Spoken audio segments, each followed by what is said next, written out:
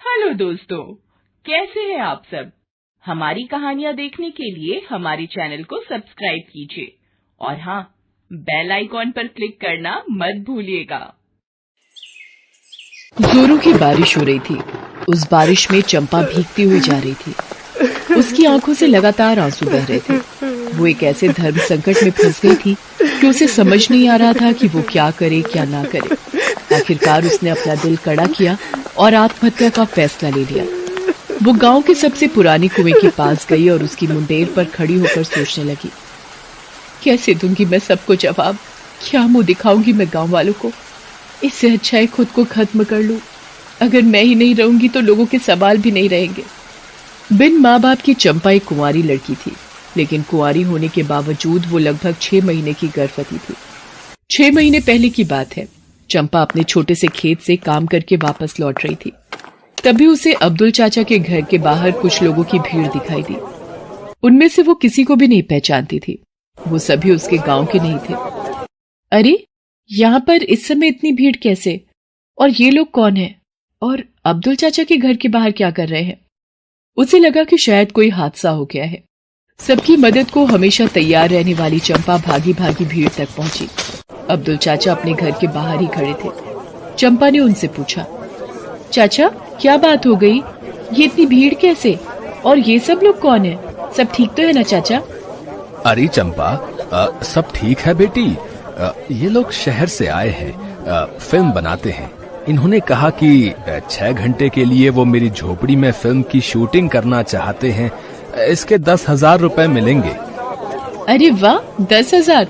चाचा मेरी झोपड़ी में भी शूटिंग करवा दो ना, मुझे भी पैसे मिल जाएंगे। अरे चंपा, ये मेरे हाथ में नहीं है। वो जो वहाँ खड़े हैं ना, लाल शर्ट में, वही डायरेक्टर साहब हैं। उनका नाम अमित सक्सेना है। तो उनसे बात कर, वही तुम्हारी मदद करेंगे। चंपा डायरेक्टर अमित के पास गई और उनसे सारी बात कही। चंपा की भोली भाली बातें सुनकर अमित मुस्कुराने लगा। क्या नाम है तुम्हारा? जी, चंपा नाम है मेरा। बहुत ही प्यारा नाम है। जी। देखो चंपा, अभी तो हमारा काम हो गया है, लेकिन अभी 3-4 दिन हम गांव में ही रहेंगे। अगर आगे भी हमें जरूरत पड़ी तो हम तुम्हारी झोपड़ी में शूटिंग कर लेंगे। चंपा मुंह लटकाकर वहां से चली गई। अगले दिन की बात है। वो खेत पर काम करने के लिए निकलने ही वाली थी कि अमित उसे अपनी झोपड़ी के दरवाजे पर दिखा। चंपा उसे देखकर बहुत खुश हो गई। अरे डायरेक्टर साहब, आप मेरे घर पर? मेरे तो भाग्य ही खुल गए। आपको शूटिंग के लिए मेरा घर चाहिए, इसलिए आप आए हैं ना? ले लीजिए मेरा घर। 10 नहीं तो 8,000 ही दे दीजिएगा। वो क्या है ना, मुझे पैसों की जरूरत है। बुआई का समय हो गया है, लेकिन देखिए ना, बीज के पैसे ही नहीं है मेरे पास। अब जैसे बिना श्रृंगार की लड़की अधूरी सी लगती है, वैसे ही बिना फसल के खेत तो सूना लगेगा ना साहब। और जब फसल ही नहीं होगी तो चंपा क्या खाएगी? अमित एक बार फिर से चंपा की बातों को सुनकर मुस्कुराने लगा और उससे मजाक में कहा, तू बातें बहुत अच्छी करती है चंपा। मेरी फिल्म में हीरोइन बनेगी? क्या साहब, क्या मजाक करते हो मुझसे? मैं कहाँ गांव की गवार, मैं क्या करूंगी फिल्म में? ये सब आप जैसे पढ़े लिखे लोगों के लिए है साहब, मेरे लिए नहीं। तू गवार नहीं है चंपा, तू अलग है, सबसे अलग। भोलापन है तुझमें, सादगी है। आजकल की इस बनावटी दुनिया में तेरे जैसे लोग नहीं हैं। चंपा दिखने में बहुत ही सुंदर थी। अमित को वो पहली नजर में ही बहुत पसंद आ गई थी। यूं कहिए कि उसका दिल उस पर आ गया था। अमित की शूटिंग टीम वापस लौट गई, लेकिन वो अपने दिल की बात चंपा को बताने के लिए गांव में ही रुक गया। एक दिन की बात है। चंपा गांव के पुराने तालाब के पास से गुजर रही थी। तभी उसे बचाओ बचाओ की आवाज आई। बचाओ, बचाओ! चंपा भागी भागी आवाज की दिशा में गई। उसने देखा कि अमित तालाब में डूब रहा है। गांव का वो तालाब काफी गहरा था। लोग उधर कभी जाते थे, लेकिन अमित को इस बात का पता नहीं था। अरे, ये तो डायरेक्टर साहब हैं। चंपा तालाब में कूद पड़ी और किसी तरह अमित को बचाया। अमित बेहोश हो गया था। चंपा ने अपने मुंह से उसे ऑक्सीजन देना शुरू किया। थोड़ी देर बाद उसे होश आ गया। मैं तुम्हारा एहसान जीवन भर नहीं भूलूंगा चंपा। तुमने खुद की जान की परवाह किए बिना मेरी जान बचाई। साहब, आप हमारे गांव के मेहमान हैं।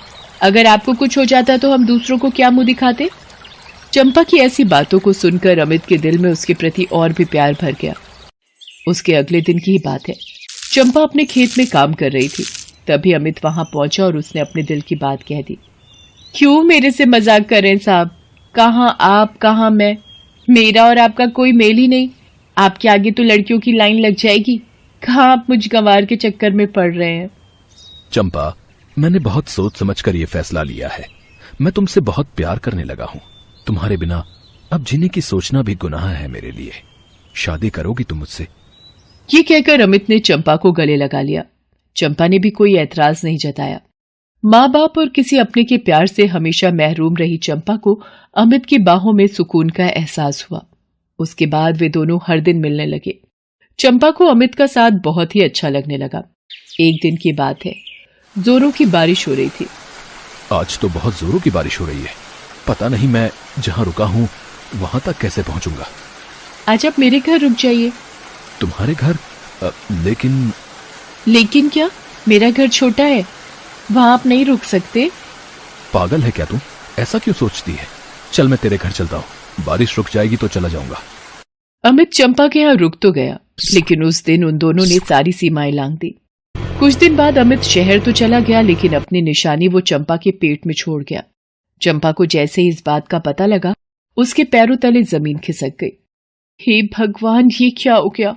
मुझे अमित को सारी बात बतानी होगी, हमें जल्दी शादी भी करनी होगी। चंपा ने फोन पर सारी बातें अमित को बताई। अमित ये सब सुनकर चौंक गया। अमित एक उभरता हुआ डायरेक्टर था। उसे लगा कि कहीं लोगों को उसकी ये बात पता लग गई तो उसका करियर शुरू होने के पहले ही खत्म हो जाएगा। इसलिए उसने चंपा को इग्नोर करना शुरू कर दिया। जब भी चंपा उसे कॉल करती, वो उसे कहता कि वो बहुत ही बिजी है, बाद में बात करेगा। 4 महीने हो गए, अमित तो मुझसे बात ही नहीं करते। कहीं वो शहर जाकर बदल तो नहीं गए? नहीं, ऐसा हुआ तो अनर्थ हो जाएगा। बार बार अमित द्वारा इग्नोर किए जाने पर चंपा ने खुद शहर जाने का मन बनाया। वो अमित के दिए पते पर पहुंची, लेकिन अब उसका अमित वो अमित नहीं रहा जो उसे गांव में मिला था। वो पूरी तरह बदल गया था। तुम्हारा दिमाग खराब है क्या? किसी का भी पाप मेरे माथे पर थोपने चली आई तुम? ये क्या कह रहे हैं आप? आपने मुझसे प्यार किया है और शादी का वादा भी। अरे मैंने कब तुमसे प्यार किया और शादी करने का वादा किया? मेरी क्या मत मारी गई है? अरे मेरा तेरा क्या मेल? तू कहाँ गवार देहाती और मैं कहाँ? चल निकल जा यहां से। हाँ, तुझे कुछ पैसे चाहिए तो ले जा। तेरे जैसे लोगों को मैं खूब जानता हूं। पैसे ऐंठने के लिए वो किसी भी हद तक जा सकते हैं। ये कहकर अमित ने नोटों की गड्डी उसके ऊपर उछाल दी। अमित का ये बदला हुआ रूप चंपा के दिल में खंजर बनकर उतर गया। उसने नोटों की गड्डी उठाकर अमित के हाथों में दी और वहां से गांव लौट आई। गांव से लौटने के बाद भी वो अमित को कॉल करती रही, लेकिन अमित का रवैया नहीं बदला। इस बीच उसके गर्भ को 6 महीने हो गए थे। अब उसका पेट बाहर दिखने लगा था, इसलिए उसने आत्महत्या का सोच लिया और कुएं की मुंडेर पर चढ़ गई। लेकिन अचानक उसकी अंतरात्मा ने उसे झकझोरा। ये तू क्या कर रही है चंपा? तेरे आने वाले बच्चे की क्या गलती है जो तू अपने साथ उसे भी मारने जा रही है? क्या कोई माँ अपने बच्चे की हत्या करती है? चंपा ने आत्महत्या का विचार त्याग दिया। गांव वालों के लाख अपमान के बावजूद उसने एक बेटे को जन्म दिया। उसने उसका नाम अमन रखा। वो उसका खूब ध्यान रखती। उसके जीने का वही तो एक सहारा था। हालांकि अमन कभी कभी अपनी माँ से अपने पिता के बारे में पूछता, लेकिन वो टाल जाती। चंपा ने बहुत कष्ट सहकर अमन को पालना शुरू किया। धीरे धीरे समय बीतता गया। अमन पढ़ाई में बहुत अच्छा था। उसने MBA की पढ़ाई की और शहर में उसने अपने खुद का बिजनेस शुरू किया। उसका बिजनेस चल निकला, फिर तो उसने पीछे मुड़कर नहीं देखा। कम ही समय में उसकी गिनती मुंबई के बड़े उद्योगपतियों में होने लगी। एक दिन जब वो घर आया तो माँ कहाँ हो तुम? क्या हुआ अमन? माँ जानती हो, पुराने समय के एक मशहूर डायरेक्टर मेरी बायोग्राफी बनाना चाहते हैं। वो क्या होती है बेटा? फिल्म माँ, फिल्म। वो मुझ पर फिल्म बनाना चाहते हैं। नहीं, तुम्हें फिल्मों में काम नहीं करना। ये अच्छी लाइन नहीं होती। धोखेबाज लोग होते हैं इस लाइन में। अमन को माँ का ये व्यवहार बहुत ही अजीब सा लगा, क्योंकि चंपा बहुत ही सीधी साधी और कभी भी किसी की शिकायत नहीं करने वाली औरत थी। अमन को समझ में आ गया कि माँ के इस व्यवहार के पीछे जरूर कोई कारण है। उसने चंपा से उस कारण को जानने की बहुत कोशिश की, लेकिन चंपा ने कुछ नहीं बोला। माँ, आपको मेरे सर की कसम, आपको ये बात बतानी होगी कि आप फिल्म वालों से इतनी नफरत क्यों करती हैं। अपने इकलौते बेटे की कसम के आगे चंपा मजबूर हो गई और उसने सारी बातें उसे बताई। लेकिन जैसे उसने डायरेक्टर का नाम बताया, अमन चौंक गया। वो डायरेक्टर कोई और नहीं अमित ही था, जो उसकी बायोग्राफी बनाना चाहता था। मां, समय का पहिया देख फिर से घूम गया है। वो डायरेक्टर और कोई नहीं, वही इंसान है जिसने तुम्हें बुरी परिस्थितियों में छोड़ दिया था। लेकिन तू फिक्र मत कर, तुझ पर हुए हर जुल्म का मैं हिसाब लूंगा। अगले दिन अमन ने अमित को अपने घर पर बुलाया। जैसे उसने अमन के घर के अंदर प्रवेश किया, उसे चंपा की बहुत बड़ी तस्वीर दिखाई दी। उसकी आंखों के आगे पुरानी सारी बातें घूमने लगी। थोड़ी देर बाद जब चंपा अमन के साथ उसके सामने आई तो वो उससे आंख भी नहीं मिला पा रहा था। फिर भी उसने हिम्मत करके उससे पूछा, चंपा, तू यहां? ये इस घर की मालकिन है और मेरी मां है। अब तुम मेरे बेटे हो अमन? नहीं, मैं आपका नहीं, अपनी मां का बेटा हूं, क्योंकि इन्होंने मुझे आपकी तरह मझधार में नहीं छोड़ा। सारे दर्द सहे, लोगों की बातें सुनी, आपकी बेरुखी सही, लेकिन जिंदा रही ताकि मैं खुश रहूं, मैं अपनी मंजिल पा सकूं। ये आपकी तरह भगोड़ी नहीं निकली। अमन की बातें सुनकर अमित की आंखों में आंसू आ गए। उसने चंपा से माफी मांगते हुए कहा, मुझे माफ कर दे चंपा, मुझसे बहुत बड़ी गलती हुई है और उसी गलती की तो सजा है कि इस उम्र में भी मैं दर दर भटक रहा हूं। पत्नी तो कई साल पहले ही छोड़कर किसी दूसरे के साथ चली गई, औलाद तो कोई हुई ही नहीं। मेरे कर्मों की सजा मुझे मिल गई है चंपा, मुझे मिल गई है।